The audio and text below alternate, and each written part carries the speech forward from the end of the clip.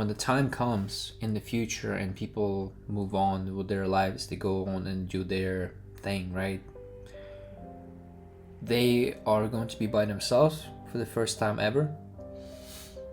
And all these thoughts will just come rushing into their mind. The thoughts that they have been suppressing their whole life. All of these thoughts will make them question themselves, who they are, what they're here for, and what they want to do in life.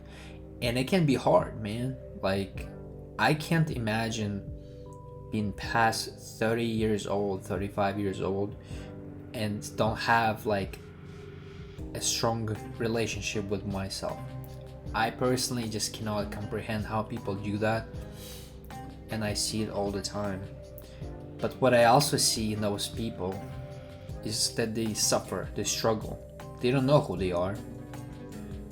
And if you have a strong relationship with yourself, you can see through those things with those people when you interact with them, especially in group settings, because you will easily see how they try to play chameleon and adapt to everybody that's around them,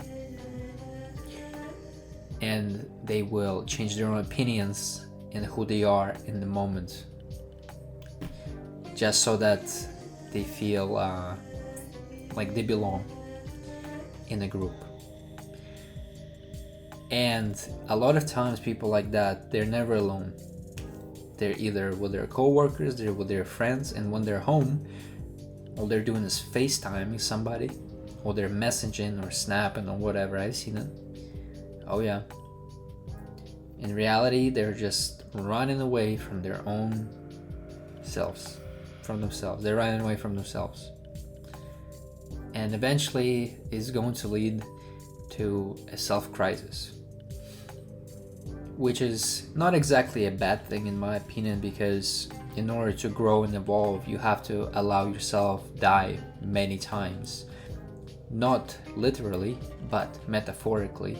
You have to allow your old ego to die and create a new one and move forward and keep doing it over and over again. That's why I think plays into the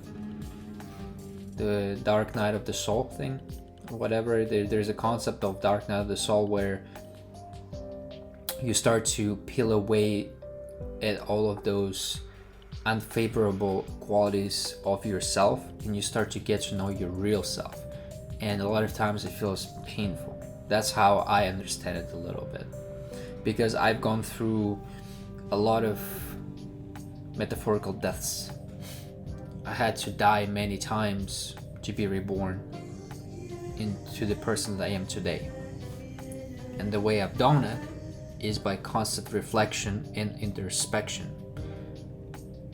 I love to learn and I love to study new information, and I think you should do the same thing, because with information you're able to connect the dots with all of the information you have, and then you can apply it to your own life, and therefore you can live a more fulfilling life mentally and physically and spiritually.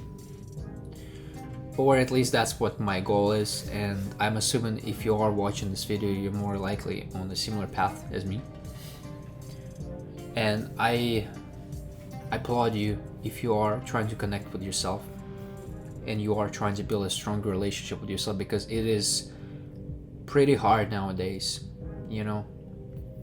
I don't think it was ever easy in the first place, to be honest, not just nowadays. I'm just saying nowadays because anybody who is different and trying to stand out and trying to do their own thing and trying to connect to their true core spirit, into who they really are, they're going to naturally stand out. And when they stand out, they will receive backlash and hate and envy and jealousy.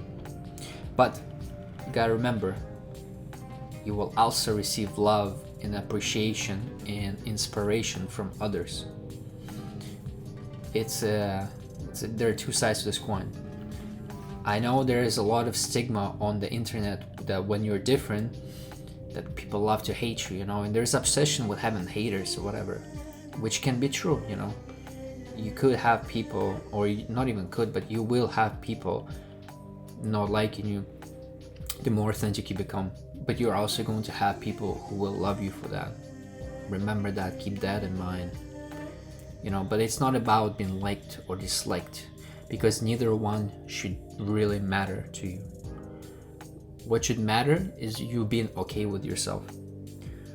Because when you value the opinion of others too much, whether it's a negative opinion or a positive opinion, it's not good in either or. Because if somebody gives you a compliment and you get high on it, you're going to have new standards and new expectations from that person. And the moment that person doesn't validate you the same way, you're going to start to question yourself. That is why you need to become comfortable with yourself and not allow either positive or negative comments to affect you internally. It's your frame. You gotta build your frame. And how do you build your frame? You get to know yourself. And then naturally you become more grounded in who you are.